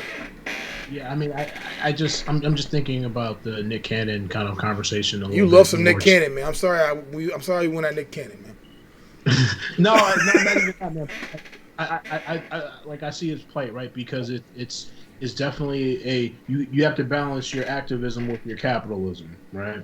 And you talk about owning your show. Like, he didn't own Wild 'N Out, and if he owned Wild 'N Out, I think he would have been in the position. Let me say that. I don't know kind of what that man would have done, but I think he would have been in position to be able to make a stronger move against kind of like against that mainstream cultural kind of pull that through Viacom. But I just wanted to say that, man. Like, I like this conversation, man. I think we I don't think we canceled. I don't think we got canceled. I don't think we said anything cancelable. There's nothing. There's nothing cancelable because everything that we kind of express. Exactly. I might have said something 15 years ago that'll get me canceled. So I'm not canceled, right? Put a poll in the chat, man. Make sure I'm safe out here, man. I need to. People, man, it's like everybody's looking for something to really be like super mad about, and I don't know that I've like. After a Donald Trump presidency, I'm like, how can you even? Can't even muster it anymore to just go. Unless you're literally impeding me from growing. It's like, didn't this motherfucker literally say everything? Like, I ran out of shit to be offended about at this point. When he brushed off the grab him in the pussy stuff, like like when he was just on the bus with. But so once again, you have to understand that situation to a sheltered person goes. This motherfucker's grabbing people by the pussy. And for somebody that like lives their actual life, you just go, you know what that sounded like to me? Remember in 40-Year-Old Virgin where they're like, yo, you a virgin? He's like, you just grab them and they feel like sandbags. It was just like, you don't even know what you're talking about. You're just trying to look cool. And if you said that around any black person, they'd just be like, are you fucking stupid? Because of how you tried to make yourself look. When you already have power, it's like you already have power and you still want to try to do this too, I don't get it. I don't get it. So Pepe Le Pew versus Trump grab. It's like, yo, it's. I mean, if you cancel, I don't know. Like you said, probably the same people want to cancel. So it's funny you said that because we go back to Elvis and before then gyrating your hips was illegal. So people don't understand now that the difference, the gap. It's like when. I think PlayStation 2 came out. You went from the Xbox One to Xbox 360. The gap between those two was not as big as the gap between the original PlayStation and PlayStation 2 in terms of the power of graphics and changing. So people were like, yo, PlayStation 2 is incredible. They didn't realize how much stronger the original Xbox was than the original PlayStation. It was like fucking 10 times stronger. So their jump to Xbox 360 was not as big as a jump, so people couldn't see the difference as much. So now when you talk about something like WAP, that's not a big difference. It's not a big jump from the shit people are talking about every day now. It's not what Ozzy Osbourne was. Motherfuckers were not biting pigeons' heads off every day. It was a bat. Whatever. Bat, pigeon. I think he did both, as a matter of fact. But nobody was doing that on the street. People are literally fucking twerking every day before WAP came out on TikTok every fucking day. Trust me, I know a guy that sends me 15 videos a day. I mean, this is worse than one, right? Like, that's why I laugh. People so hung up on this. I'm like, really? That's the hill you want to die on? Because this song's out there that, I mean, it's way worse. So let's just agree to disagree on that one. You can listen to it. I don't personally like the song. I think it's stupid. Yeah, it's stupid, but it's like five. It's like literally five. Right? That's a perfect opinion to have, right? You think it's stupid, so you don't consume it, and if you hear it, then you ignore it and you go on with your day. Like, yeah. And then I don't think as a society, I'm not doing a dance on TikTok. Like, you know what I mean? Like, it's whatever. Some people like it, let them like it. I'm whatever. We don't need to have deep dive period pieces on WAP and like, oh man, is this affecting a generation? Like, is it like if you don't like it, don't listen to it. Move on. I don't know what a deep dive period piece is, but I don't want it. Nah, that's when but I agree. Like, so you know what I mean? Like, I would rather have the song out there than listen to Trump make fun of a guy with special needs that's a reporter. Exactly. Like, I think that there's an example that, like, I'm not looking for my kids to get an example from Cardi B, but the president of the country, that kind of kills me, right? So, and that's where I'm at with it. Like, who said it? What realm did they say it in? What does it mean as far as influence? I don't think anybody's being influenced by WAP as much as they are by, what real people in big power positions are saying. Buy magazines in the fucking aisle of the supermarket. Yeah. And that's a whole other kind of bigger conversation that as a society we need to have around the sexualization of young girls at this time and through the music, through imagery and all that stuff. But like to single out kind of WAP because to single out WAP but not single out John Benet Ramsey, seems to be an issue there. But we will stop there. Fellas, thank you for joining in. Hopefully people take some of these points. You know what I'm saying? You can keep commenting forever because I might address it on the next time, whenever the fuck that is. It might be 2 years. For all I know. When I feel enough mental clarity to do another episode, that shit's coming. So stay tuned. random throwback podcast. Like, actually, thank you for. I'm honored to be, me and Alix being the guests. That's great because he was one of my favorite podcasts you did, and I appreciate the invite. Certainly. Likewise. Alix, I'll see you in Costa Rica. Have a great night, everybody. Have a good one. Peace.